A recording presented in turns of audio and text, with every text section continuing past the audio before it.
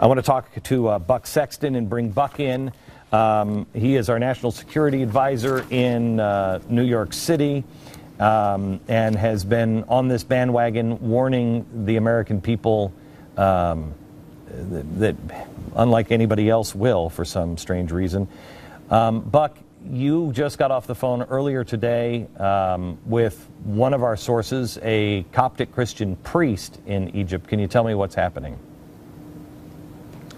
Well, the short version, Glenn, is that it's worse than what anybody here who's just reading the newspapers or watching television is picking up. That the persecution against Christians is not only becoming pervasive with regard to the Muslim Brotherhood and its street supporters, but also with regard to the military turning a blind eye to a lot of it. And, you know, this is one of the unforeseen by the elites consequences of pulling the Mubarak era or bringing the Mubarak era to an end. That was suppressing this latent Islamism, which, Glenn, goes back for centuries in terms of its persecution of Christians and Jews in a very specific category, in an actually very specific version of Islamic jurisprudence. Okay, explain that, because I got an email from a friend, and I asked that this be explained today, because a friend said, I've never heard of this. Do you know about this? Yes, it's very common, and one reason why you can't have Muslim domination of the world. Here's how they get along. Explain.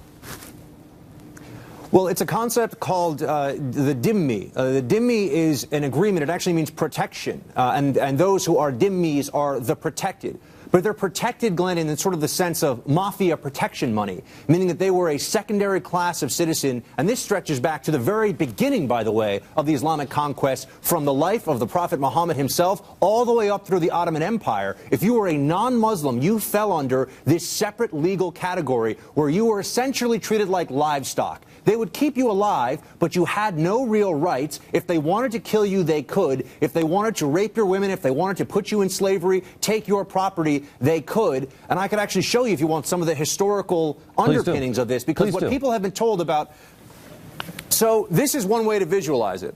Everyone always talks about the Roman Empire, but what people forget is the Roman Empire, all these areas here, and this is at its height. This would be 180 AD when Marcus Aurelius would have been the emperor. Now, fast forward a few hundred years. This empire dissolves. What happens all along here? These were Christian areas, Glenn. These areas all became Christian. And when we talk about the Coptic community in Egypt, it's one of the oldest Christian communities in the world. It was founded by the Apostle Mark down here in Alexandria. Alexandria was one of the patriarchates, the main patriarchates. We don't even think of these cities as being deeply Christian, but Constantinople, Antioch, Jerusalem, deeply Christian population there, as well as Jewish, and then coming down into Alexandria. These were Christian cities before the Islamic conquest. What happened?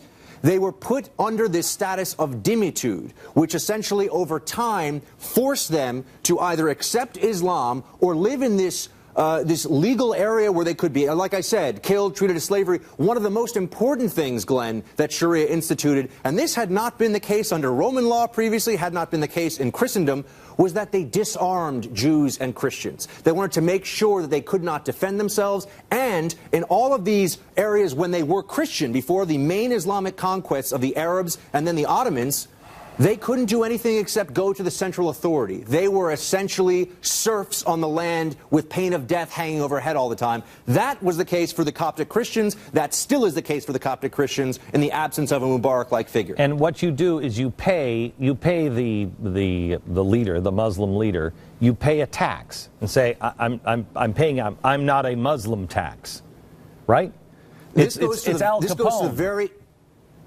That's absolutely... It's called the jizya. And this goes to the very heart of Islamic jurisprudence, again, from the life of the Prophet Muhammad, the hadiths, the stories about the life of the Prophet Muhammad, which with the Quran are what comprises Sharia, which is supposed to be the divinely inspired law, Glenn. There can be no deviation from it, even though there are four major schools that contradict each other. But the jizya had to be paid. If it was not paid, death was the punishment or enslavement. Whatever benefited the Muslim ruler at the time, he could make that call on his own.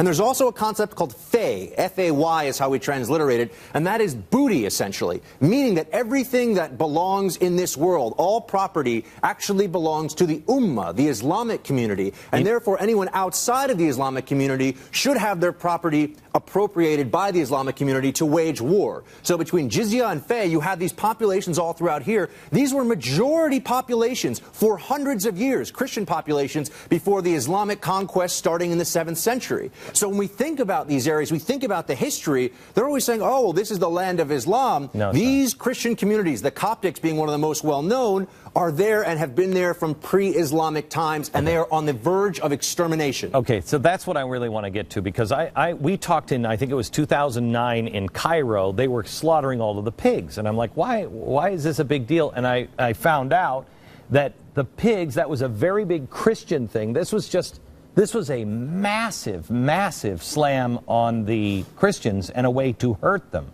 And I thought, when we hit 2011, I thought, they're already doing this stuff. If you take out Mubarak, you're toast. The pig slaughtering in 2009 was a complete sham. They said it was because of the fear of swine flu. There was not a single case of swine flu in Egypt. Glenn, I was in what's known as Garbage City, a Christian area, just a few weeks ago when I was in Cairo for TheBaze. I saw what's happening there. You have dire and unbelievable poverty there because this was how people were making their living. They were using pigs in essentially these trash dumps, these makeshift huge trash dumps, in order to deal with the garbage in Cairo. Oh, by the way, a little consequence of this is Cairo is dirtier than it has ever been, and it's because they killed all these pigs because they wanted to make sure the Christians know you are second class, you are not Muslims, you are not worthy of the same protections as the Islamic community. All right, real quick, I've talked to experts today. They don't agree with me that just like they didn't in 2007 and 8, when I said if you have a sustained $120 per barrel, you are going to have real trouble. I think it was 140 then. I don't know what the number is actually, but they just don't think it's going to be a problem. We have the Suez Canal there. If Egypt falls apart, please explain what will happen to the price of oil, i.e. the price of every bit of grocery that you try to buy. It will shut down our economy. What are we looking at with the Suez Canal? The conventional wisdom at this point about that is that no matter who's in charge, because the Suez is such a revenue source, they'll allow it to keep going. However, when you have a situation where you have now up to 1,000 dead in the past week, you have violence spreading out across the region, you have a full-blown insurgency, really, in the Sinai, which, by the way, is right along the Suez. Anybody can play spoiler here. In the Sinai, they've already been attacking oil pipelines going back for years now, these Bedouin jihadist groups. Now, if the Muslim Brotherhood really wants to hurt whoever the new leadership is, whether it's military, some military democracy hybrid, they can attack a tanker in the Suez, Glenn.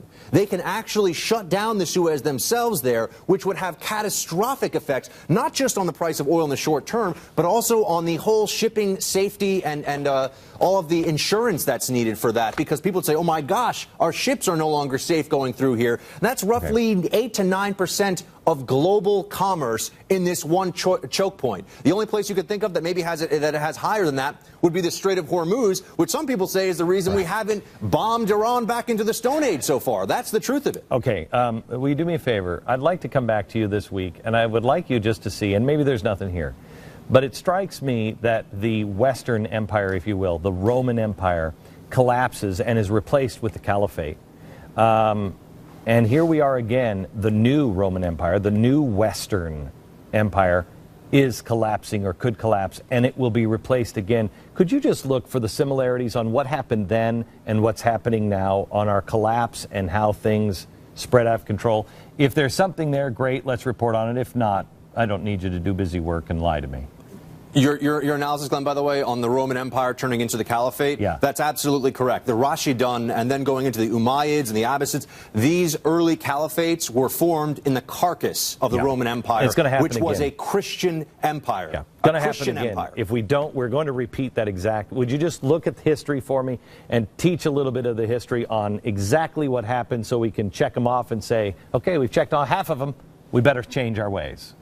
Thank you very much, Buck. Appreciate Absolutely. it.